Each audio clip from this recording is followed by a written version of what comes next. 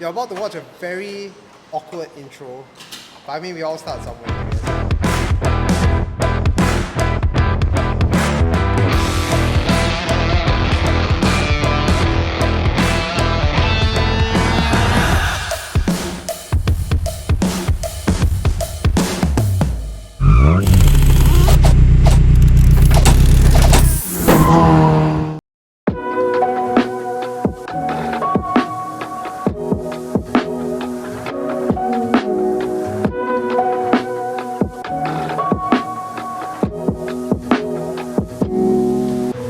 Hey guys, welcome back to part 2 of the AE86 Restoration. In part 1 of the series, we prepared the car for the Fujiwara Tofu Shop opening in Singapore.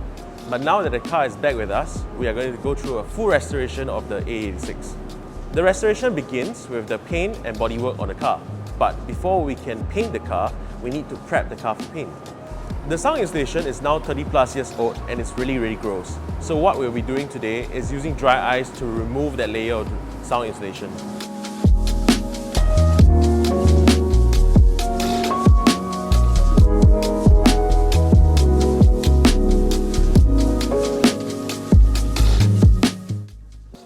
Is it?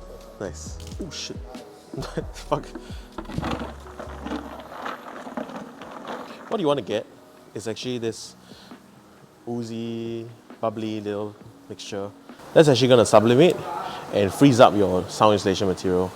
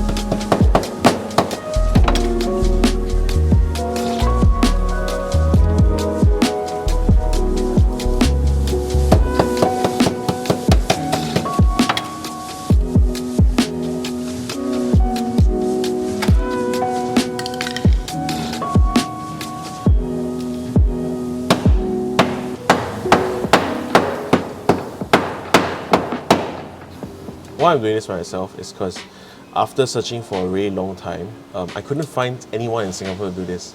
All I found online was this bunch of YouTube videos of people doing it themselves in the US. And this is pretty common in other countries where people DIY on their cars. But in Singapore, there's nobody that's willing to do this.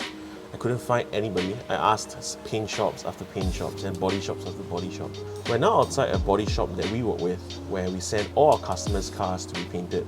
What they were willing to do was they were kind enough to lend me a corner of their shop, and they asked me to bring my own dry ice and try it out to do it myself. So today, we are also teaching them how to do this, so we will be able to provide that service in the future. So now I'm getting my own hands dirty, knocking out every piece of insulation on the car myself. After we're able to remove all the sound deadening in this car, we'll be finally be able to paint this car completely inside out. Yeah, that's gonna be a while from now. Huh? Yeah, it's definitely gonna be a while from now. This has been 2 hours. They said 15 minutes in the YouTube video. This isn't 15 minutes. Oh fuck.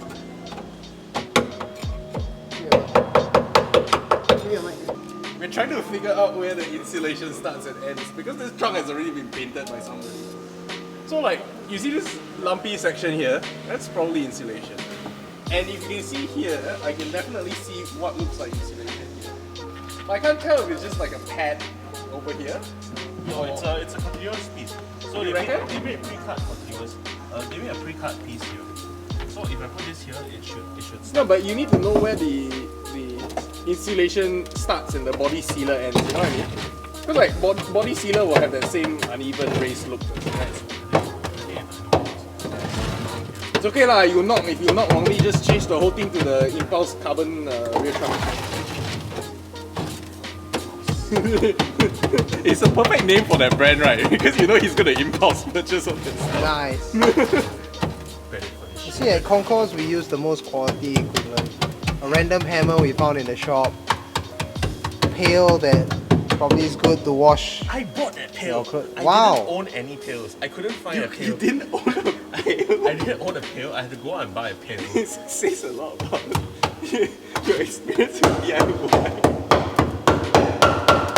I don't see you sitting here hammering your own fucking frame. Yeah, that's why my car's running.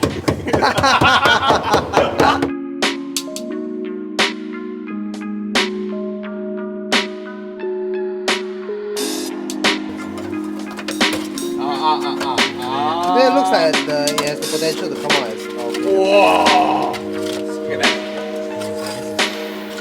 Holy fuck. That's the body sealer. Oh yeah, That's the seam sealer.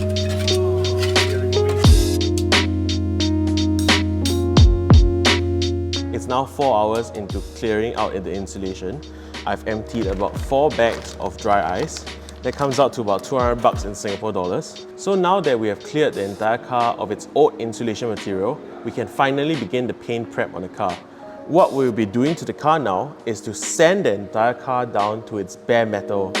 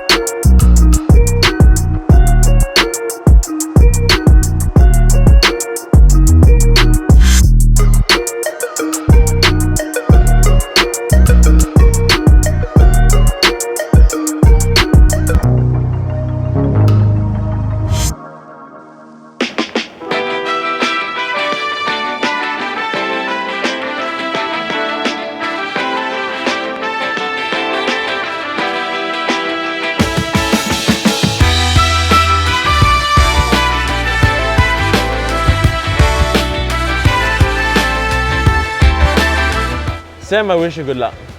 You are fucked.